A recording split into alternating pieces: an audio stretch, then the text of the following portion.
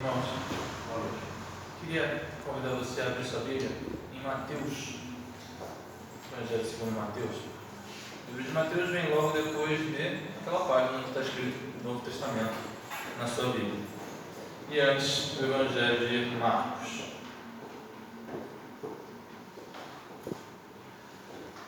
Mateus capítulo 18. Pode abrir aí. Mateus 18. Nós vamos ler o final do capítulo, Mateus 18, de 21 a 35. Mateus 18, 21 a 35. Eu vou começar a ler aqui. Então Pedro, aproximando-se, lhe perguntou: Senhor, até quantas vezes meu irmão pecará contra mim, que eu lhe perdoe? Até 7 vezes? Respondeu-lhe Jesus: Não te digo que até 7 vezes, mas até 70 vezes 7. Por isso, o reino do céu é semelhante a um rei que resolveu acertar contas com os seus servos. E passando a fazê-lo, trouxe-lhe um que lhe devia 10.000 talentos. Não tendo ele, porém, como que pagar, ordenou o Senhor que fosse vendido ele, a mulher, os filhos e tudo quanto possuía, e que a dívida fosse paga. Então o servo, prostrando-se, reverente, rogou: Sê paciente comigo, e tudo te pagarei. E o senhor daquele servo, compadecendo-se, mandou embora e perdoou-lhe a dívida. Saindo, porém, aquele servo encontrou um dos seus conservos, que lhe devia 100 denários, e agarrando-o, o sufocava, dizendo: Paga-me o que me deves. Então o seu conservo, caindo-lhe aos pés, lhe implorava: Sê paciente comigo, e te pagarei. Ele, entretanto, não quis, antes indo-se, o lançou na prisão, até que saldasse a dívida. Vendo os seus companheiros o que se havia passado, entristeceram-se muito, e foram relatar ao seu senhor tudo o que aconteceu. Então o seu senhor, chamando-o, lhe disse: Servo malvado, perdoei-te aquela dívida toda, porque me suplicaste. Não devias tu igualmente compadecer-te do seu conservo, como também eu me compadeci de ti? E indignando-se, o seu senhor entregou-lhe aos seus verdugos, até que lhe pagasse toda a dívida. Assim também meu Pai Celeste vos fará, se do íntimo não perdoardes cada um a seu irmão. Bom, essa é uma parábola relativamente conhecida de Jesus, e eu acho que ela fala bastante ao nosso coração, porque é uma parábola relativamente clara, a gente consegue perceber mais ou menos para onde ela está chegando, mas como em muitas situações na vida, ela pode ser clara e ainda assim profundamente difícil de viver, profundamente difícil de aplicar. Afinal, como se aplica o que Jesus está dizendo aqui? Eu gosto de pensar muito na seguinte ideia, né? Não sei se você conhece alguém, mas geralmente a gente conhece, né? Aquele irmão que a gente olha para ele e diz assim: esse daí parece que não peca. Eu olho para o sujeito e digo: esse sujeito provavelmente não peca. A sensação que eu tenho quando eu olho para ele é: pô, ele nunca faz nada de errado. Essa pessoa é perfeita, ela nunca faz nada de errado. Ela nunca atravessa um sinal vermelho à meia-noite num lugar escuro onde não tem ninguém. Ele para, ele espera 10 minutos no sinal vermelho para então seguir quando ele fica verde. Essa pessoa provavelmente nunca se enfurece por nada. Se ele pegar um martelo e acertar o próprio dedo, muito provavelmente ele vai gritar bênçãos para o martelo. Se abençoada a árvore que fez a madeira que eu usei para fazer esse martelo. E aí a pergunta é: como a gente confirma se esse sujeito é realmente tão santo quanto parece? Alguém vai dizer: bem simples, dê poder a ele. Poder você já confessa se o sujeito realmente segura a barra. Ou então dê dinheiro. Na situação tem que envolver dinheiro. Se envolver dinheiro, garanto que o sujeito peca.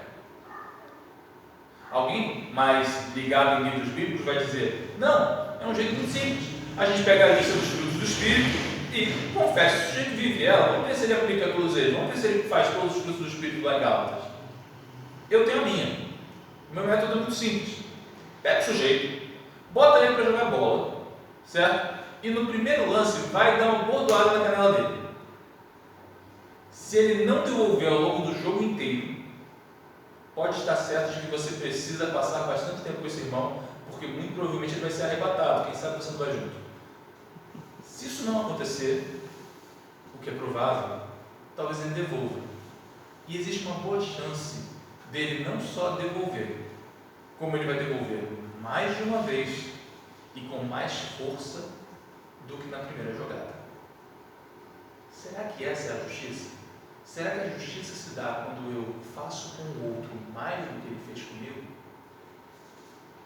Ou será que mesmo quando nós queremos fazer justiça, não há uma boa chance de que essa nossa justiça seja uma justiça viciada, seja uma justiça que não é o que a justiça realmente é?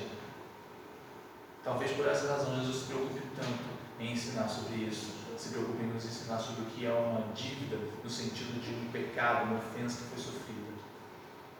Finalmente, eu digo, muitas vezes a questão não é a quem você está avaliando, mas muitas vezes é que os outros estão nos avaliando.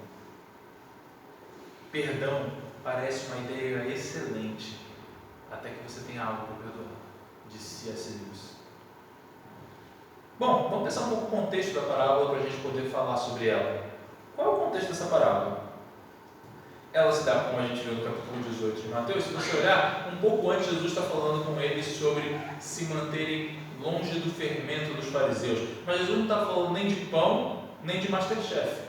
Jesus estava falando sobre tomar cuidado com as coisas que os fariseus dizem e com as ideias que eles falam. E isso é interessante porque aquilo que Pedro citou é uma fala farisaica. Eles então vão dizer para ele, eles vão dizer que, olha, vocês precisam se manter longe do fermento dos fariseus, porque na realidade só entrará no reino do céu aquele que for como criança. Porque muita gente gosta de pegar essa palavra e pensar que ela tem a ver com uma certa síndrome de Peter Pan. O negócio é nunca crescer. Se você nunca crescer, você certamente vai agradar a Deus. O princípio ali não é esse. Então, um pouco o princípio ali é que você deve não aprender, não reter conhecimento, ou seja, manter aquela inocência de criança. É bom conhecer a palavra e compreendê-la. Então, o princípio aqui não é que você precisa manter para ser uma inocência de criança, ou até mesmo algumas tolices que a gente comete quando é mais jovem. Qual é o princípio de Jesus então? O princípio de Jesus é que nós precisamos ter a postura que as crianças têm, na humildade que elas têm. Às vezes a gente conta umas pessoas que não são muito humildes não, mas em tese a criança ela olha para alguém mais alto, principalmente se o pai não está olhando, e ela tende a saber que ela tem que tomar cuidado, e que ela tem que ser cuidadosa na maneira que ela fala e que ela age com essa pessoa. Não, os mais velhos merecem respeito, né? Principalmente quando eles são mais fortes do que você. Finalmente, Pedro faz uma pergunta a Jesus. Ele pergunta: quantas vezes a gente deve perdoar alguém? Se alguém nos ofende, quantas vezes devemos perdoar? E Pedro ainda vem com a resposta já pronta. Será que são 7 vezes? É legal que a ideia de Pedro, me parece, é que você deve andar com um caderninho, né? Você vai anotando cada vez que a pessoa te ofende, né? Que depois da 7ª você pode já pagar ela como se deve. Não sei se você vai bater nela, não sei se você vai gritar com ela, não sei o que você vai fazer, mas segundo Pedro, a solução é bem simples. Depois da 7ª você já pode bater no sujeito, porque foi a 7ª, agora você já está na minha mão, não é mais na primária, né? Mas Jesus não diz isso, né? Por que Pedro diz 7 vezes? Isso é interessante. Havia um conceito rabínico, portanto, que era comum entre os fariseus, de entender que até 3 vezes. E de fato a gente suspeita que também devesse haver alguns que dissessem até 7, que era um número mais bonito e tal, embora o 3 não fosse um número muito valorizado. Mas enfim, a gente sabe que havia quem dissesse 3 vezes e a gente supõe que talvez houvesse quem dissesse 7, ou Pedro que seja ainda mais generoso do que o rabino, né? 7 vezes é um bom número. Pô, se o sujeito erra 7 vezes, ele não tem mais perdão, né? E aí temos a resposta de Jesus. E a resposta de Jesus já é magnífica. A resposta de Jesus já é para que a gente comece a perceber o quão profundo é o pensamento de Cristo e como ele é muito maior do que tudo aquilo que os homens conseguem conceber. Porque o que Jesus vai responder? Primeiro, uma coisa legal de se reparar é que o Evangelho de Mateus é escrito para judeus e por essa razão, muitas vezes, Mateus vai apelar para uma coisa ou outra sobre a história judaica sem precisar explicar, ele não vê razão para explicar, porque está partindo do princípio que quem está lendo é alguém que já conhece o Antigo Testamento. E o exemplo dessa resposta de Jesus. Jesus responde, e é engraçado porque parece um roteiro de filme, porque Pedro disse exatamente o número perfeito para Jesus trazer a resposta que ele queria. Parece até que alguém escreveu isso antes de acontecer. Cá entre nós, realmente alguém escreveu isso antes de acontecer, e é a própria pessoa que está falando com Pedro. Jesus responde para ele, olha, 70 vezes 7. Onde a gente tem esse número? Se a gente for lá atrás, a gente vai encontrar em Gênesis 4 esse número sendo citado. Só que o contexto desse número sendo citado em Gênesis 4 é completamente diferente do contexto daqui.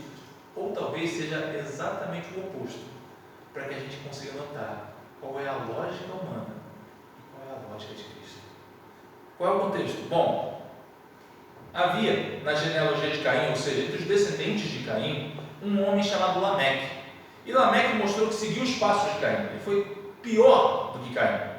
Ora, o que Caim fez? Caim matou o próprio irmão. E quando Caim mata o próprio irmão, ele sabe que outros virão para obter vingança de Caim.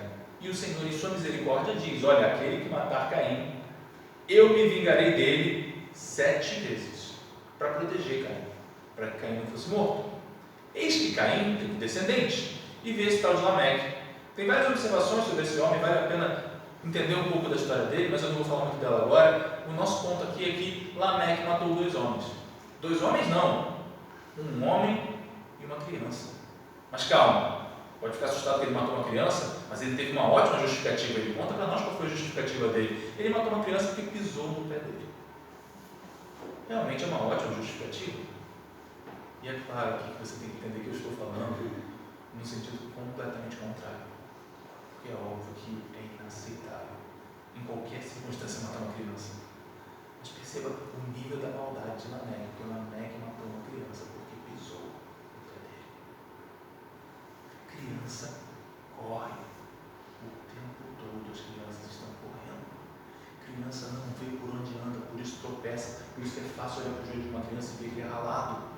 Ela tropeça e cai no chão toda hora, e tropeça e cai no chão, não como uma pessoa mais velha que anda pela rua e quando tropeça estava andando, a criança estava correndo, então quando ela tropeçou foi realmente muito desagradável o que aconteceu com ela.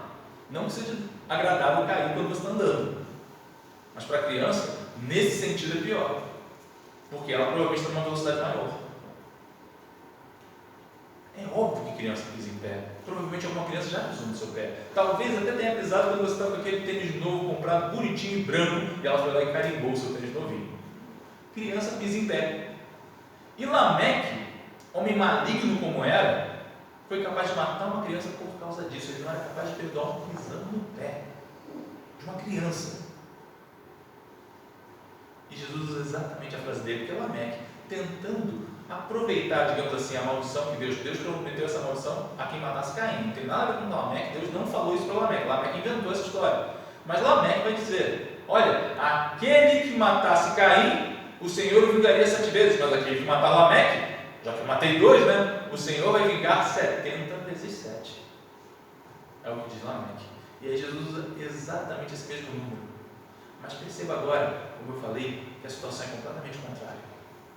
Porque quando Lameque disse isso, o que ele queria? Ele queria dizer, está vendo? Por causa disso é que eu vou poder fazer o que eu estou fazendo e ninguém vai me fazer pagar por isso. Ninguém. Mas Jesus diz o que para nós? Vocês sofrerão a ofensa e não exigirão que seja pago. Jesus não está falando então, portanto, sobre querer sair sem pagar por algo de errado que você fez, mas ele está falando sobre ser capaz de permitir que alguém vá embora sem pagar por aquilo de errado que fez com você. E aí ele conta uma história, ele decide contar uma história para fazer a gente entender como isso se dá. E vamos ver qual é a história. A história começa dizendo para nós que tem um rei. Havia um rei. O que há de interessante ser um rei? Bom, sempre que você estiver lendo uma parábola de Jesus e ele falar de rei, senhor, alguém rico, preste atenção porque tem uma chance enorme dessa pessoa retratar o próprio Deus, como é nessa parábola. Então é sempre válido você prestar essa atenção. Há casos em que isso vai mudar, mas em geral, apareceu um rei na parábola, apareceu um senhor, um dono de terra, um homem rico, muito provavelmente ele está retratando Deus na história. Como eu disse, não é obrigatório, mas é muito comum. Então tem um rei, e o rei decidiu acertar contas. Isso era relativamente comum. As pessoas muitas vezes usavam o Estado ou a figura do próprio rei como um meio de obter recurso para poder realizar alguma coisa. Tem que construir um negócio, não tem banco, você procura o rei, né? Você procura os servos do rei. E além disso, também tem a possibilidade de que seja realmente um servo, ou melhor, seja um caso de cobrança de imposto. O sujeito de alguma maneira começou a dever imposto demais e tinha que acertar. Seja como for, o rei queria que acertasse em contas. O rei quer que acerte em contas, e aí vem esse sujeito, nosso primeiro servo. Há dois servos na história, então eu vou falar do primeiro servo e do segundo servo. O primeiro servo tem que acertar contas com o rei, e quando ele tem que acertar contas com o rei, descobre-se que ele deve 10.000 talentos. Você provavelmente sabe que talento, nesse caso, não é um talento especial, não é um talento musical, um talento para pregar, um talento para cantar, um talento para pintar. Ele está falando sobre uma moeda. Existe uma moeda chamada talento. Quanto valia um talento? Eu, francamente, acho que não adianta muito a gente trazer isso para a real. Eu acho que o melhor jeito da gente entender isso é o seguinte: o talento valia 6.000 denários. Agora eu entendi, 6.000 denários. Eu conheço o denário, né? Tenho cerca de 2, 3 denários aqui no meu bolso, então sei bem quanto é o denário. Não, calma.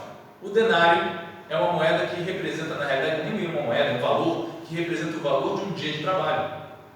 Certo? Então, um talento valia 6.000 dias de trabalho, o salário de 6.000 dias de trabalho.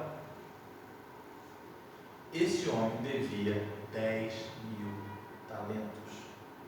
Isso significa que esse homem devia uma quantia, que eu nem vou multiplicar aqui, eu já fiz a conta direto para você, né? Ele devia uma quantia que fazia com que ele tivesse que pagar, se ele fosse pagar, ele levaria 160 anos trabalhando todos os dias, sábados, domingos e feriados, pagando, juntando toda a quantia, sem comer, sem gastar em nada, só nisso. Depois de 160 anos, mais de 160 anos, ele pagaria a dívida. Esse é o valor que ele devia. Ele devia 160 anos de trabalho. E é por isso que a fala dele é tão estranha. Não se preocupe, dê-me tempo e eu te pagarei. Não, você não vai pagar, não tem tempo. Você não vai viver 160 anos e com certeza você não vai trabalhar exclusivamente para me pagar, e com certeza você não vai trabalhar todos os dias e receber esse valor todos os dias. Você não vai pagar. É por isso que então o rei ordena que peguem sua família e os façam de escravos. E aqui pode ser um tanto que assustador para nós pensar que se o rei representa Deus, como essas pessoas podem ser feitas escravas? Mas a verdade é que o que Jesus está demonstrando para a gente é que assim sempre é. Todo aquele que não está em Cristo, tristemente, está escravo e está sendo levado como escravo. Serão escravos e eles estão sendo levados como escravos. Mas então o homem se ajoelha, ele roga: por favor, não faça isso comigo. E ele começa a argumentar: dê-me tempo e te pagarei. Meus irmãos, ele nunca ia conseguir pagar. E por isso que ele tiver a fala do rei depois, dizendo: olha, eu não ouvi o seu pedido suplicante e não decidi te perdoar a dívida. Perceba, o rei deixa claro que ele não ouviu e disse: olha, acho que eu acredito nele, daqui a 160 anos ele vai conseguir pagar sim, eu vou dar um tempinho para ele que logo ele paga. Não, o rei não acreditava que ele fosse pagar. O que acontece aqui é que o rei decidiu perdoar. E por que o rei decidiu perdoar? A gente vai ver isso aqui. O rei se colocou no lugar dele. E aqui a gente começa a perceber a profundidade dessa história. O rei, que é muito maior do que ele, porque ele é o rei e o outro é o servo, se colocou no lugar do servo. Teve piedade do servo. A ideia aqui é de compadecer, se você se colocar no lugar, quando você pensa: nossa, e se fosse comigo? Coitado, se eu tivesse na situação dele. O rei se coloca no lugar, o rei se importa. Então o rei se coloca no lugar e decide perdoar a dívida. É bem diferente do que ele está pedindo, porque ele está dizendo que se você me der tempo eu vou pagar, mas o rei lhe diz: não, eu perdoo a sua dívida. Não há magia. Pronto, resolvido o problema, pode ir embora, vai para casa. O homem está indo, e então ele encontra o segundo servo, né, que é chamado aqui de conservo. E isso é legal, porque a gente vai perceber o seguinte: se ele é um conservo, se ele é outro servo, o princípio aqui para nós é que ele é um igual. igual. Só há uma diferença entre eles, é o fato de que o segundo deve dinheiro ao primeiro. Mas no sentido de quem ele é, a hierarquia do mundo onde eles são iguais. Estão no mesmo nível. Não há uma distância. Antes eu falei que o rei é muito maior do que o servo. Mas agora, o primeiro servo está diante de alguém que está no mesmo lugar que ele, no mesmo patamar, para citar aí o jogador de futebol. Né? Eles estão no mesmo patamar. Primeiro e segundo servo. E então, o segundo servo diz a mesma frase que ele disse. E diz a mesma frase a partir de quê? Porque o homem lhe cobrou a dívida. A dívida que o segundo servo tinha com ele. E o homem devia a ele 100 denários. Como eu já disse para você, o denário representa um dia de trabalho. Logo, esse homem devia 100 dias de trabalho. Ora, convenhamos, a dívida é alta, mas 100 dias de trabalho é possível pagar. 100 dias de trabalho é viável imaginar que o sujeito conseguisse ter tempo, juntasse o dinheiro e pagasse. 10 mil talentos era impossível, 160 anos. 100 dias é pagável. O servo disse isso para ele: 100 denários, dê-me tempo e eu vou lhe pagar. E ele então disse, Cristo coloca a mesma frase que foi dita anteriormente, para que nós percebamos o que está acontecendo, porque esse homem não teve nenhuma piedade dele. Ora, prendam-no. Prendam-no porque ele não quer pagar, ele não vai pagar, então eu quero ele preso. Ele precisa ser preso. Veja bem, o homem roga a ele do mesmo jeito que ele rogou ao rei, mas ele não é capaz de se colocar no lugar. Ele olha para ele e diz: vai preso. O homem vai preso. Depois que o homem é preso, diz que os outros servos se entristeceram de ver essa situação. E isso vale para a gente pensar. Perceba, quando nós nos recusamos a perdoar, e aqui vale uma adendo, uma observação, né? É óbvio que nessa parábola a ideia da dívida é a ideia de perdão, né? É a ideia de ofensa. Alguém te ofendeu.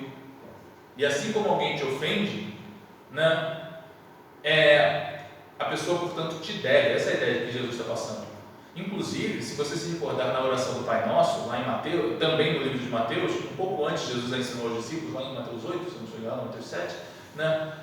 Jesus ensina a oração do Pai Nosso. E quando ensina a oração do Pai Nosso, perdoai as nossas dívidas, assim como nós perdoamos os nossos devedores. E não só, quando ele termina a oração, ele ainda vai acrescentar: porque todo aquele que perdoar aqueles que lhe devem, esse meu Pai que está no céu também perdoará. Ou seja, é óbvio que Jesus está usando a ideia de dívida como uma ideia de ofensa, um pecado que foi cometido contra você. As pessoas se entristeceram. E por que as pessoas se entristecem? Pela mesma razão pela qual a família daquele homem também ia ser vendida como escrava. Por quê? Porque se você não libera perdão para alguém, não é o caso de que apenas o sujeito que não está recebendo perdão está sofrendo. Você que não dá perdão também sofre. E não só vocês dois sofrem, todos os que têm alguma relação com vocês também vão sofrer. As pessoas se entristeceram. É assim que sempre funciona quando não há perdão. E aí segue.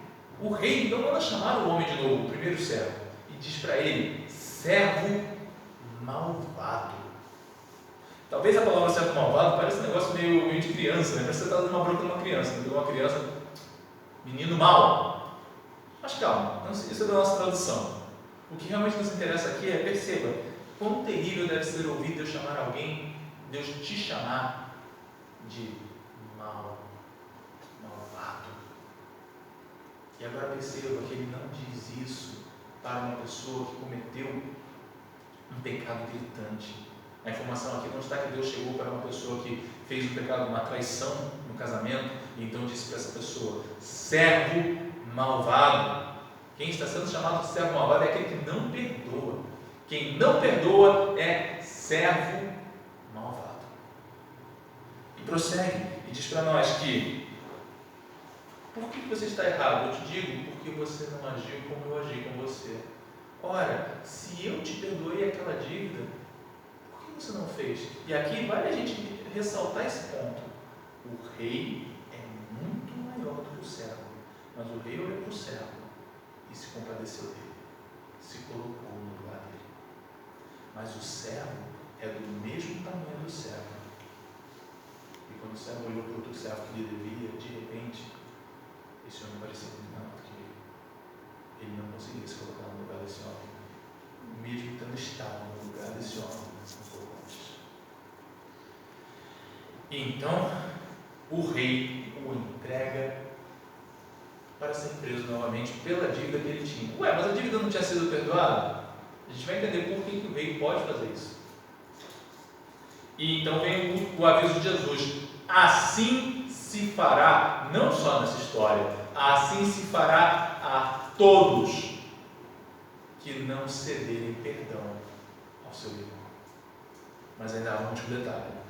Jesus diz que farás assim a todo que não ceder perdão no seu íntimo. E aqui talvez o maior desafio dessa parábola. Porque Jesus não está dizendo que você precisa agir como se tivesse perdoado. Ele está dizendo que no seu íntimo, no fundo do seu coração, você precisa perdoar o seu irmão. Se ele tivesse apenas pedido que você agisse, seria hipocrisia. E Jesus não tem interesse em hipocrisia da nossa parte. Mas o que ele pede é ainda mais difícil. Ele pede no seu íntimo, no fundo do seu coração, você precisa perdoar. Mas, afinal, Senhor, como poderei perdoar no fundo do meu coração? Porque no meu íntimo eu ainda sinto ódio.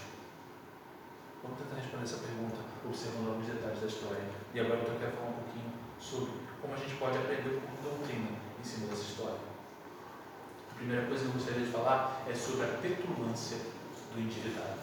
Um puritano chamado Matthew Henry, um pastor realmente sensacional, comentando essa passagem, ele vai dizer que esse homem é petulante. E por que ele é petulante? Porque, como eu disse antes, o tempo todo ele acredita que pode pagar a dívida. O tempo todo ele realmente acha que ele vai pagar a dívida. Ou ele acredita que vai pagar a dívida, ou ele acredita que vai passar a perna no rei. E nos dois casos ele tem que ser petulante. Ele olha para o rei, um homem poderoso, que governa homens, inclusive a ele, e acha realmente que vai enganar esse homem.